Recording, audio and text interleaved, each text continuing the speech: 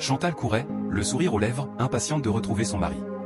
Mais en pleine course, elle heurta une vieille dame qui marchait tranquillement au bord de la route. Le sac de la vieille tomba au sol. Instantanément, Chantal s'arrêta. Malgré sa précipitation, elle choisit de faire preuve de respect. « Excusez-moi, laissez-moi vous aider », dit-elle en ramassant le sac. Pendant ce temps, un peu plus loin, une voiture était garée. À l'intérieur, quelqu'un attendait. Silencieux. Patient.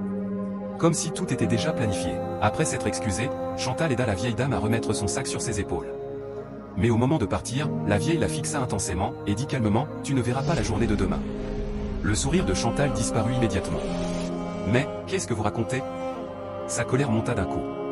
Elle commença à s'énerver, pensant avoir affaire à quelqu'un de bizarre. Mais la vieille dame resta calme. Très calme. Puis elle ajouta « Je sais ce que je dis, la personne que tu vas rejoindre n'est pas celle que tu crois. » Ces mots frappèrent Chantal. Mais au lieu d'écouter, elle s'emporta davantage. Cependant, la vieille ne recula pas, elle continua de parler, avec une assurance troublante.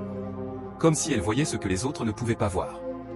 La vieille dame la fixa profondément, puis dit calmement « Ton nom, c'est Chantal, tu es née le 14 mai 2000, ta mère s'appelle Doriane, et ton père Emmanuel. » Le cœur de Chantal s'arrêta presque. Comment pouvait-elle savoir tout ça?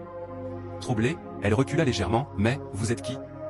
La vieille esquissa un léger sourire. « Je suis là pour veiller sur toi, depuis bien avant ta naissance. » Un silence lourd s'installa. Chantal comprit alors qu'elle n'était pas face à une inconnue ordinaire. La vieille plongea sa main dans son sac et sortit un collier.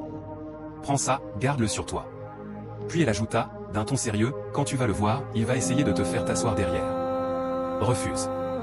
Dis que tu veux t'asseoir devant, et observe bien sa réaction. » Ensuite, elle sortit une paire de lunettes blanches et les lui tendit.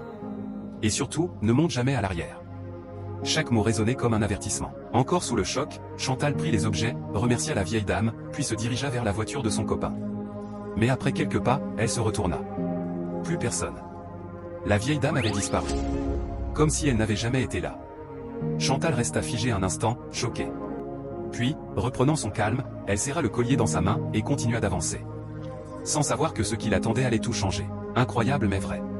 Que va-t-il se passer par la suite? La suite va vous choquer. Si tu veux la suite, écris 2 en commentaire puis partage la vidéo.